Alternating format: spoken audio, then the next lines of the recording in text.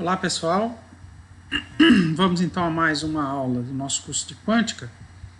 Continuando o capítulo 5 sobre teoria de perturbação, a gente entra na segunda parte, em que a gente vai tratar de alguns exemplos. O primeiro deles é o que a gente chama de efeito Stark linear. Do que se trata esse efeito Stark linear? Bom, o efeito Stark linear é um campo elétrico, é o efeito de um campo elétrico externo e uniforme sobre os níveis de energia de um átomo hidrogenoide, por enquanto não levando em conta o spin.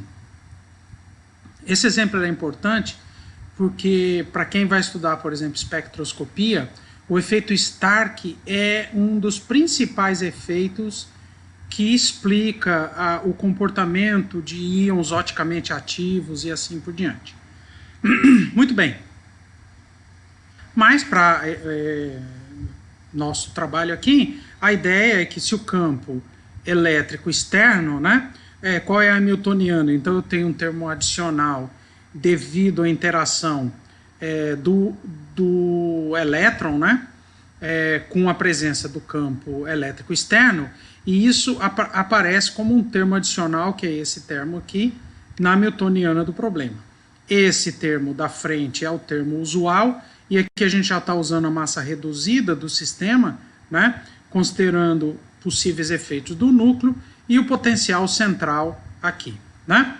Então esse termo aqui vem basicamente da interação do elétron, então, que depende da posição dele com relação ao campo magnético, o campo elétrico.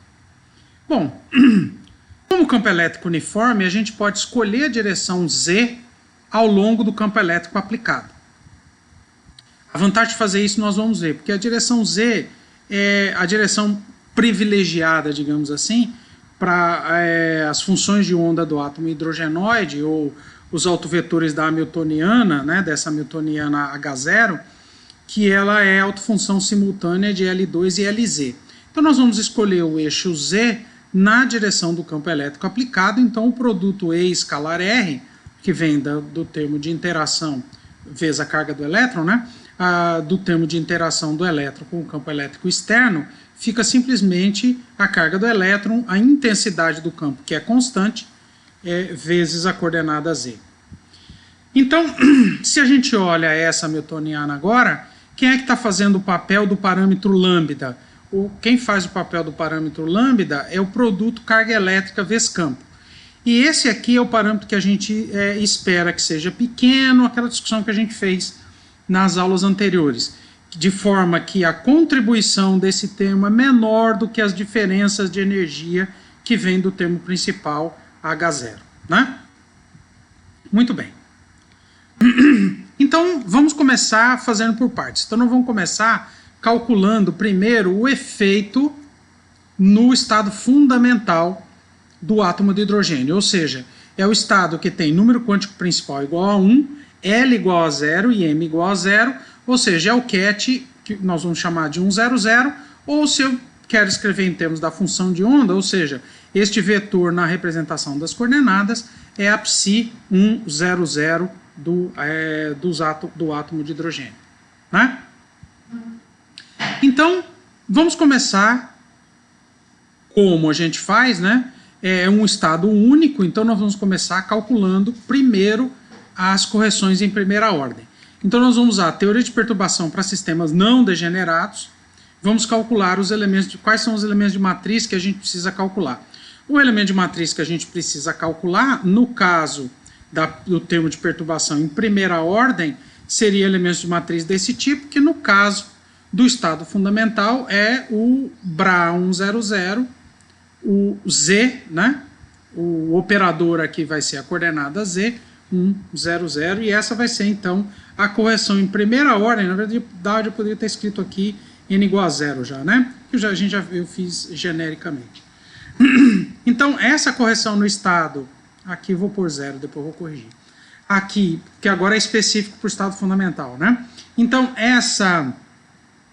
esse produto aqui, esse valor médio, né, do operador Z, ele pode ser escrito em representação das coordenadas, e seria o psi estrela 100, Z psi 100, integrando no espaço todo, então está aqui, né? é o D3R, que é integral no volume, o R, a parte radial, complexo conjugado, a parte angular. Aqui, como esse elemento de volume e essas funções, as funções de onda, né, são escritas em função de R, θ e φ, ou seja, em coordenadas esféricas, já escrevi aqui Z, então, também em coordenadas esféricas, que é R cosseno de θ. Beleza. Então, se a gente pega uma tabelinha dos harmônicos esféricos e das funções radiais para o átomo de hidrogênio, né, e olha para a integral que a gente tem que calcular, quem seria, então, vamos lá, o R10, aqui R10 complexo conjugado, vezes R10, que só tem a parte radial, vai ficar módulo de R10 ao quadrado, vamos deixar assim. Y00 complexo conjugado vezes Y00 vai dar módulo ao quadrado de Y00. Mas se a gente olhar, a função Y00 é só uma constante. Então ela sai fora da integral, por isso que ela está aqui. E do lado de dentro, então, essa primeira integral só da parte radial e a parte angular está aqui, né? O elemento de volume R3 seno θ, né? R2 seno θ, aqui entra por conta da função radial, né? Seno θ dr dθ dφ está aqui. Ah, não, aqui é o R3, desculpa, porque tem um R cosseno, né? Então, tem o R2 do elemento de volume e o R aqui, então fica R3, né? E aqui a gente tem o cosseno de θ vem do Z, né? Que é o operador que a gente está calculando o valor médio, e o seno de θ dθ, então, é do elemento de volume. Por que a gente não vai nem precisar calcular essa parte radial? Porque essa integral aqui já é zero.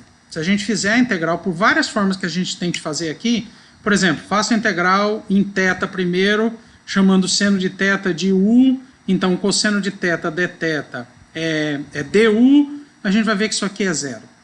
Outra forma que a gente pode olhar é ver que essa função toda, ela é uma função ímpar, integrada no espaço todo.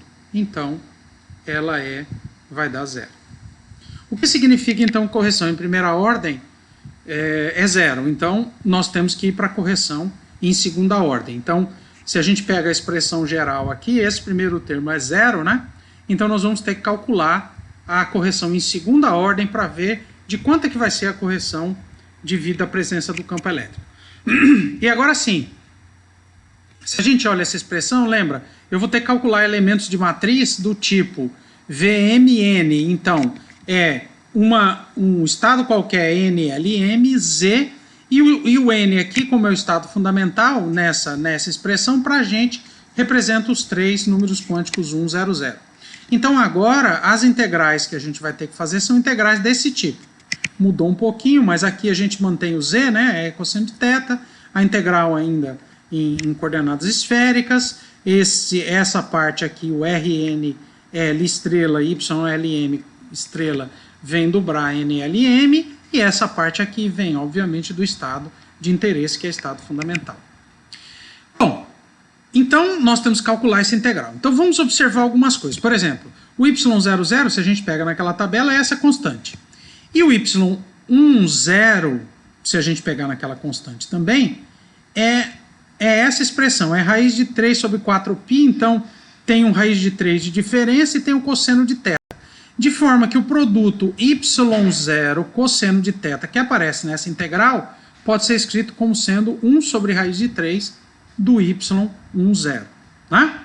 Então, reescrevendo dessa forma, essa integral aqui agora, eu separei a parte radial do lado de cá. Então, de novo, o R2 vem do elemento de volume, o outro R vem daqui, então aqui é a integral que só tem a parte radial, de R3 as funções radiais dr, e aqui vem a parte angular, né? Que é uma integral que envolve θ e φ dos harmônicos esféricos, LM 1, 0. Mas aí a gente lembra que os harmônicos esféricos eles são funções já ortonormalizados. Então, essa integral aqui dentro de toda a parte angular, ele pode ser encarado como o produto escalar, né, do LM, do Bra LM pelo ket 1, 0. Mas como os harmônicos esféricos são normalizados, isso só vai ser diferente de zero se o L for igual a 1 e o M for igual a 0. Então, eu só vou ter contribuições na correção aqui que vem de estados LM que tiver os mesmos valores, que tiver L igual a 1 e M igual a 0. De forma, então, que eu fico uma integral desse tipo, delta de L1, delta de M0, que vem dessa parte, e a integral radial. Bom, essa integral radial, ela pode ser calculada, mas vamos pegar o valor tabelado. Essas integrais todas, elas são tabeladas, e o valor tabelado é essa expressão aqui, já aqui em função, o A0 é o raio de Bohr, o N é o número quântico principal, que depende, então, aqui, né? E o delta L0, delta M0 vem da expressão, então, o módulo ao quadrado, aqui já é o módulo ao quadrado, né? Do NLMZ10 dá um f de n vezes a 0 ao quadrado, delta de L0, delta de M0. Se a gente substitui, então, quem vai ser a correção de segunda ordem em energia? Vou substituir essa expressão aqui. O Fn é esse polinômio todo aqui, tá, gente? Só para ficar mais curto aqui a anotação. E usando também uma coisa que eu não me lembro se é no Sakurai ou se é no Davidov, que eu acho que ele usa isso para simplificar a anotação. Então, substituindo aqui nessa somatória o valor, a gente tem essa expressão.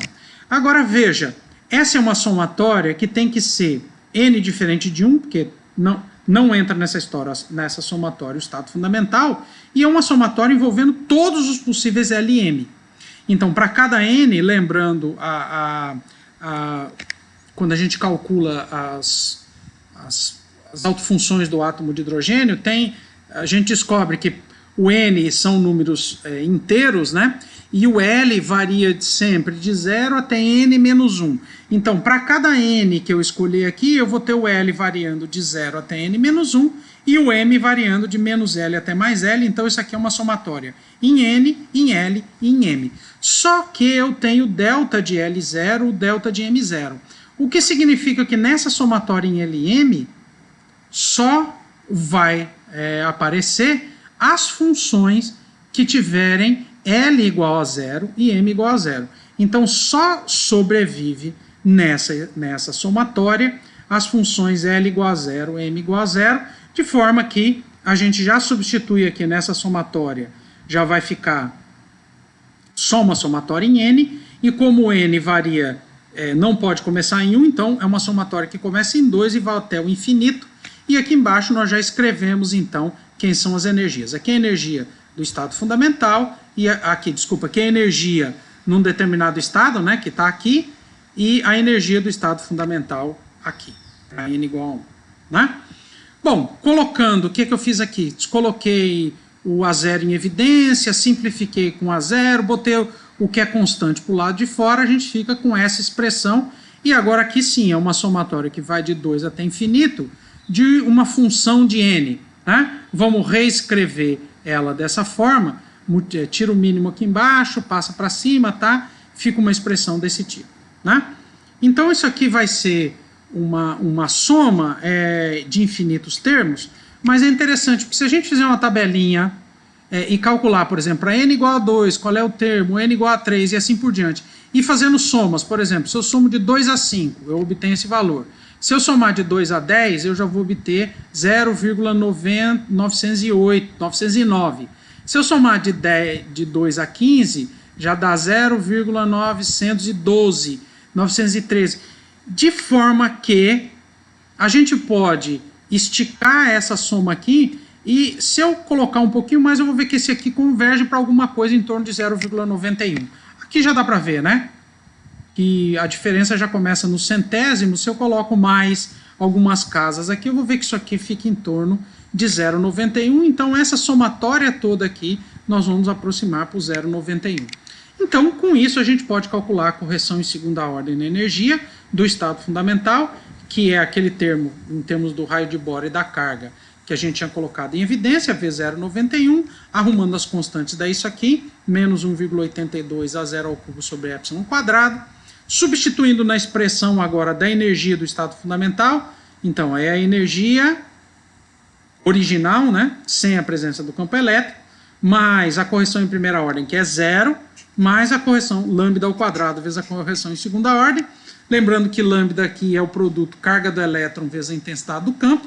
Então aparece aqui, corrigindo as expressões, a gente tem aqui o novo valor de energia do estado fundamental. E o que é interessante, isso é uma propriedade geral da teoria de perturbação, é que a correção do estado fundamental sempre diminui a energia do estado fundamental. E a ideia é fácil de entender, por quê? Porque a correção em segunda ordem, né, quando envolve a correção em segunda ordem, é sempre um número que diminui. Porque a parte de cima na somatória é sempre positiva, né? É módulo ao quadrado do elemento de matriz. A parte de baixo vai ser sempre a energia do estado fundamental menos a energia do estado de interesse. A energia do estado de interesse, como é maior, né? Então esse termo de baixo vai dar sempre negativo, o que significa que a correção é sempre negativa. Então, o que significa que eu tenho uma diminuição da energia no estado do estado fundamental na presença do campo elétrico. E a gente pode calcular um parâmetro interessantíssimo, que é o seguinte, que é o que a gente chama polarização induzida pelo campo.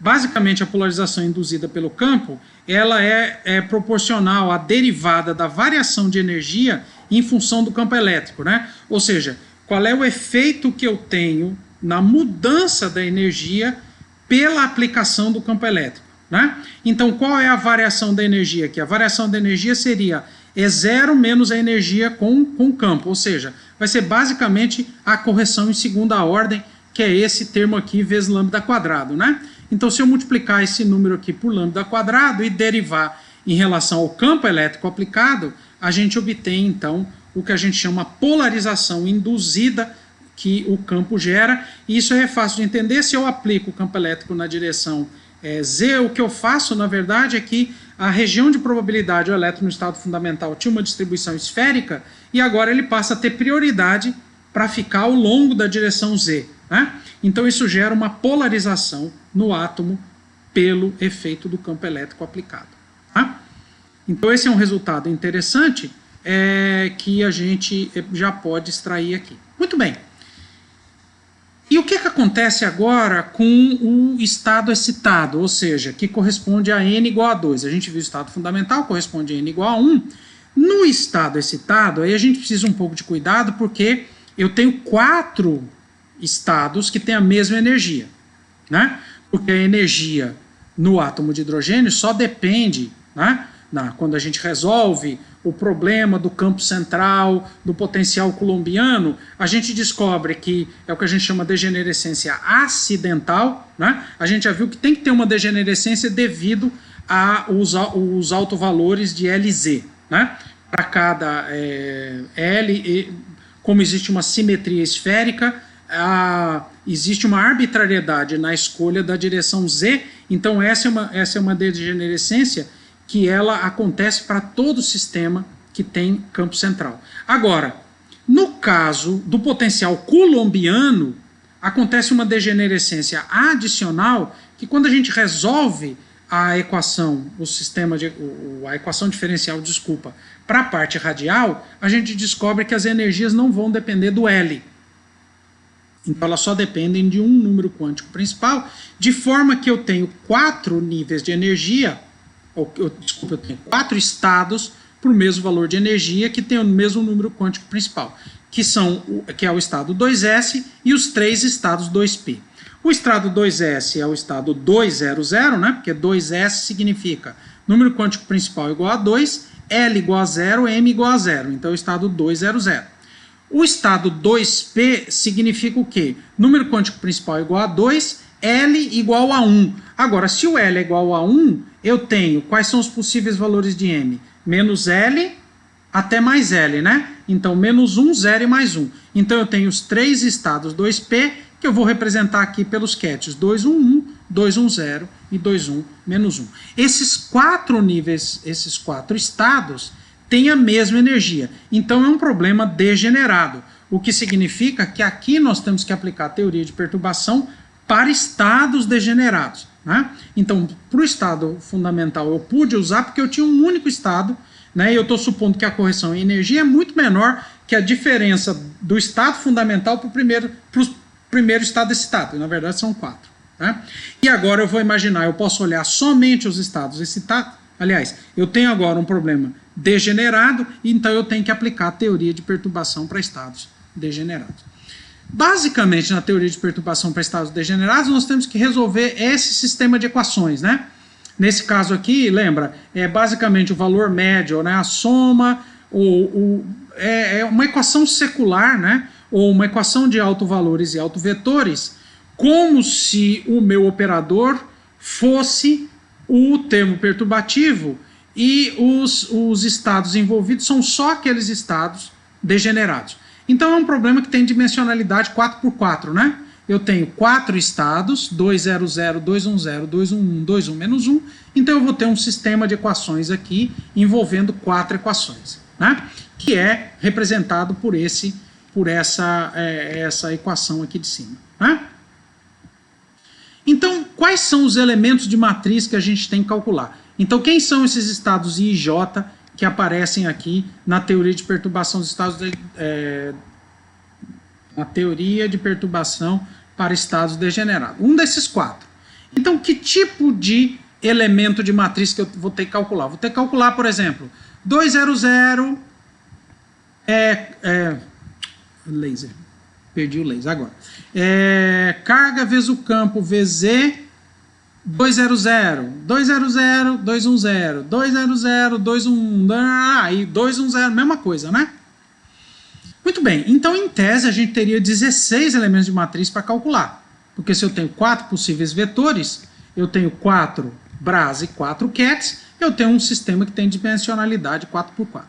No entanto, a gente pode olhar um pouquinho para o problema, e aqui que vem uma das vantagens de ter escolhido a direção Z na direção do campo elétrico, ou dizer que o campo elétrico define qual é a direção Z, já que o campo elétrico aplicado agora gera uma direção preferencial no espaço, né? Significa, então, que a gente pode usar uma propriedade interessante, que é o seguinte: o LZ comuta com o Z. Isso é igual a 0. Por que a gente nem precisaria calcular? Porque é só pensar, quem é LZ? Quem é a componente Z do momento angular? A componente Z do momento angular, como o momento angular é o produto do vetor posição com o vetor momento, só vai envolver componente x da posição, componente x do momento, componente y da posição e componente y do momento, e todos esses 4 operadores aqui comutam com Z. O problema seria se aparecesse PZ, né? Mas como não aparece, então LZ comuta com Z. E é interessante porque Z é exatamente o operador que aparece aqui dentro e que nós queremos calcular. Então, o truque que a gente vai fazer é o seguinte: vamos calcular qual é o elemento de matriz do LZZ, né? Então, um elemento de matriz desse comutador LZZ. Como o comutador é 0, o elemento de matriz, qualquer coisa que eu multiplique aqui vai dar 0. Então, se eu pego, por exemplo, o BRA, 2L', M', 2LM, que seria um par qualquer daqui, né? O número quântico principal vai ser sempre o mesmo e o que está mudando é o L e o M, né? Bom, isso aqui tem que ser igual a 0, já que o comutador de LZ com Z é 0. Então eu posso multiplicar isso aqui por qualquer coisa que vai continuar dando 0. Né? Então o lado direito aqui dessa equação a gente já sabe que é 0. Mas vamos abrir aqui o lado esquerdo. Quem é o comutador de LZ com Z? LZ vezes Z menos Z, LZ. Tá? Agora, esses aqui são autovetores de LZ, né? Esses bras e esses cats. Então LZ agindo aqui vai dar quem? M. Tá? MH cortado, na verdade, né? E LZ agindo aqui vai dar M'(H) cortado. Então, aparece H cortado, eu posso simplificar, porque do lado de cá já é 0. E eu tenho essa expressão aqui, que é 2L, A2L', M'(Z) menos ZM. Então, eu posso colocar Z em evidência agora, né? Porque M e M' são números inteiros. Eu posso colocar o Z em evidência e colocar o M e o M para o lado de fora. E a gente descobre uma coisa interessante, que esse produto aqui tem que ser 0. Então, conclusão, quais são os elementos de matriz de Z que têm chance de ser diferente de 0? Somente aqueles que envolvem os mesmos valores de M. Porque se esse termo aqui for 0, esse aqui pode ser diferente de 0.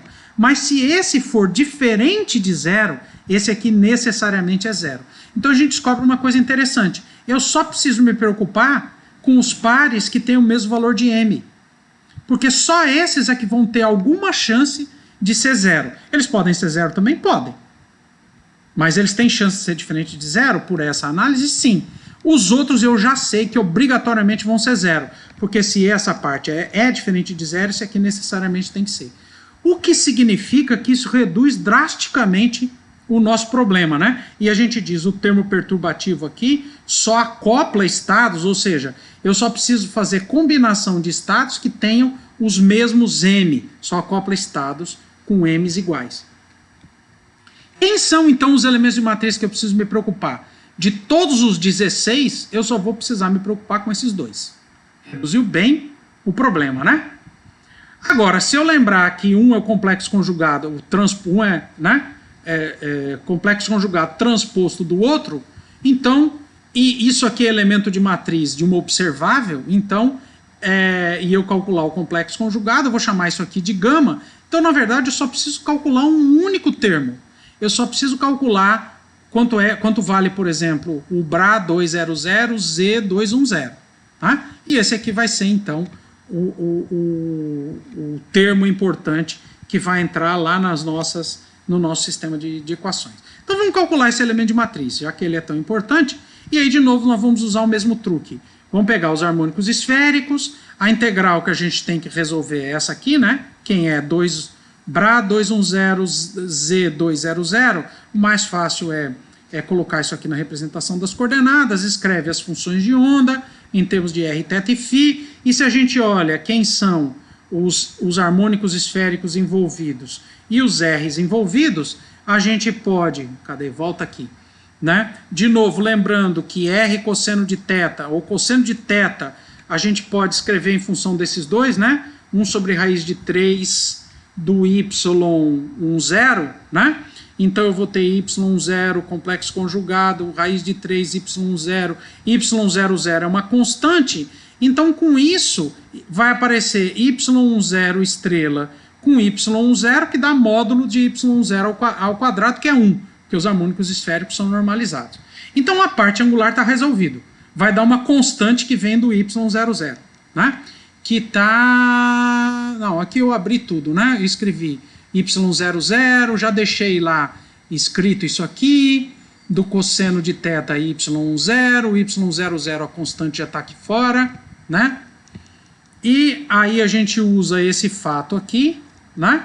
Então aqui dentro vai aparecer y10 estrela e y10, que o módulo é 1, vai ficar de novo um raiz de 3 aqui, e fica essa expressão, então,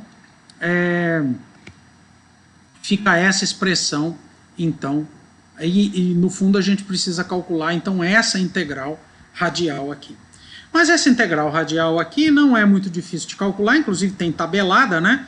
Faço uma mudança de variáveis aqui, fica uma integral do tipo x ao 4 e elevado a menos x, x à quinta e elevado a menos x. Isso aqui, se não me engano, é uma função gama, né? É gama de 4 e gama de 5, acho que é isso, né? Eu acho que é a integral da função gama, é gama de 4 e gama de 5, então é 4 fatorial, 5 fatorial, dividido por 2, tá? Resolvemos, então, o valor do gaminha aqui, né? Que é o elemento de matriz do termo perturbativo de interesse. Ah, pronto, eu escrevi aqui, tá? Isso aqui é... aqui, tá aqui, né? Isso aqui é gama de t, né? Então aqui é xt-1, aqui seria gama de 6 e aqui gama de 5, a função gama de 5 e aqui a função gama de 6, que é 4 fatorial aqui, 5 fatorial aqui. Bom, enfim, conseguimos resolver e isso então o gama dá em função da carga do elétron, obviamente, e do campo elétrico aplicado. Tá? Muito bem, agora então vamos montar a nossa equação matricial.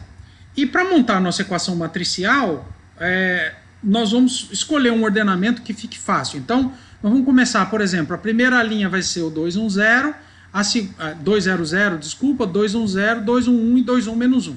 E mesma coisa em relação à coluna. Então aqui vai entrar qual elemento de matriz. Vai entrar o elemento BRA200, Z, CAT 200, que é 0.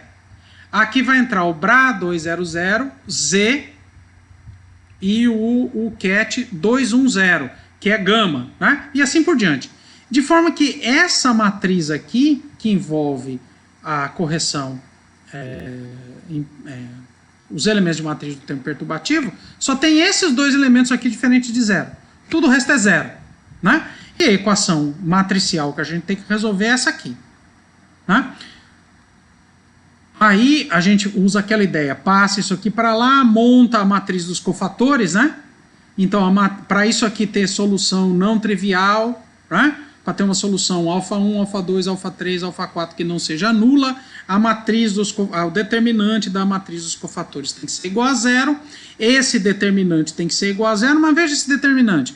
Esse determinante, ele na verdade só precisa me preocupar com esse trechinho aqui, né? Porque aqui embaixo a solução seria esse aqui igual a 0, esse aqui igual a 0, né? Então, duas das raízes a gente já sabe que são as raízes associadas aos estados 211 e 21 menos 1, são nulas. Então, o que significa que o campo elétrico externo não vai produzir nenhuma mudança nas energias desses dois estados.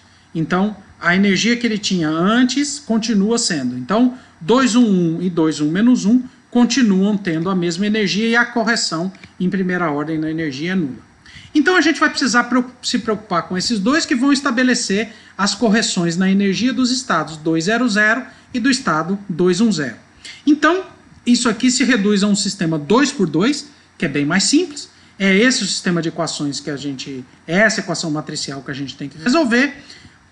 Então, para ela ter solução não trivial, o determinante tem que ser igual a 0, esse determinante é mais simples, e as raízes são mais ou menos, as correções de primeira ordem da energia é mais ou menos gama, ou menos mais 3 vezes a carga do elétron, raio de Bohr, vezes a intensidade do campo elétrico. Então eu tenho duas possíveis correções, aí o que eu faço? Como eu determinei as correções, eu substituo aqui, por exemplo, vou substituir a raiz, a solução mais gama e calcular qual seriam os alfa 1 e alfa 2. Depois eu substituo a solução menos gama e calculo os outros alfa 1 e alfa 2 e com isso a gente calcula os dois possíveis estados. Então, para a primeira delas, que seria a energia igual a menos 3, então o mais gama, né? Que corresponde ao sinal menos.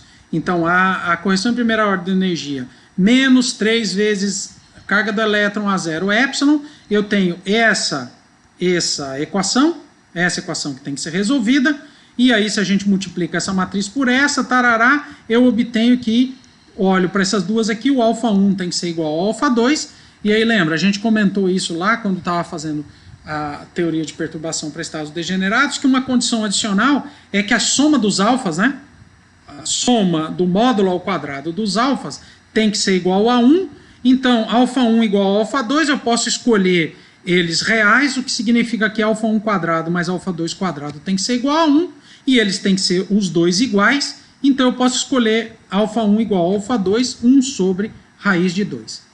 E no outro caso, para outra raiz, se eu substituo, eu descubro que a única diferença é que o alfa 1 tem que ser menos alfa 2. Né? Então, a solução aqui é alfa 1 igual a 1 sobre raiz de 2, por exemplo, e alfa 2 menos 1 sobre raiz de 2. Então, nesse estado em que a correção diminui a energia do estado, a solução é os dois coeficientes positivos. E nesse em que a correção aumenta a energia do estado, os coeficientes têm sinais opostos. Né? De forma que então a gente pode agora fazer um panorama geral de tudo que a gente tem para os 4 estados excitados do átomo de hidrogênio. Né? Então é interessante escrever isso na forma, por exemplo, de um diagrama. Quando o campo elétrico é igual a 0, eu tenho os 4 estados, 210, 200, 210, 21 menos 1, 211 e 21 menos 1, todos com o mesmo valor de energia. Tem uma outra forma de escrever isso aqui, que é bastante comum, o pessoal escreve, é o estado 2S, que o M é igual a 0, o 2P com M igual a 0, o 2P com M igual a 1 e o 2P com M igual a menos 1. 2P aqui já classifica logo quem é o N e o L. Né? Quando eu aplico o campo elétrico, o que acontece? Dois estados aqui permanecem iguais, porque a correção em primeira ordem na energia é zero. Quem são esses dois estados? São os estados 2, 1, 1, 2, 1, menos 1, ou seja, os estados 2p, 1 e 2p menos 1 permanecem onde estão. Nesse, tem um estado que diminui a energia, né?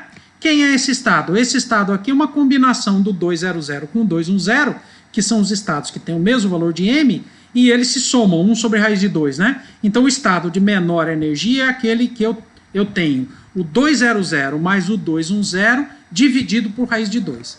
E o estado de maior energia, porque numa correção aumenta, né? Sobe a energia. Então, ele tem o coeficiente com sinal oposto. Então, o quadro aqui agora é esse aqui. Se o campo elétrico é zero, os 4 estados são iguais, e quando eu aplico um campo elétrico, a gente fala, eu levanto parcialmente, eu quebro parcialmente a degenerescência do problema. Por que é parcialmente? Porque eu tenho dois estados que ainda têm a mesma energia, mas 2 deles já se separam. Um deles, que é a combinação do estado 2S com o estado 2P0, e o outro que são 2 estados, né, que envolve a combinação do estado 2S com o estado 2P0. Essa é uma combinação simétrica, essa é uma combinação que a gente chama antissimétrica, né, do 200 com o 210. Né? Então, esse é o quadro final. Então, diminui a energia por um fator que depende da intensidade do campo, né?